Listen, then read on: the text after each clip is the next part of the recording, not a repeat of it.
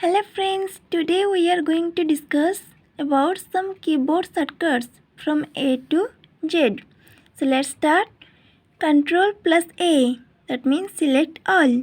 Control plus B for bold.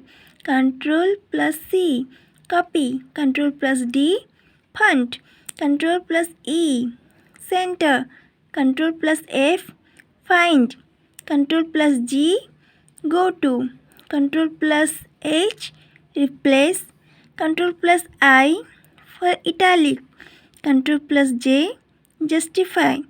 Control plus K, hyperlink. Control plus L for left side. Control plus M, hanging indent. Then Control plus N, new. Control plus O, open. Control plus P, print. Control plus Q, clear indent. Control plus R, right side. Control plus S, save as. Control plus T, left indent. Control plus U, underline. Control plus V, paste. Control plus W, close. Control plus X, cut. Control plus Y, redo. And Control plus Z, undo.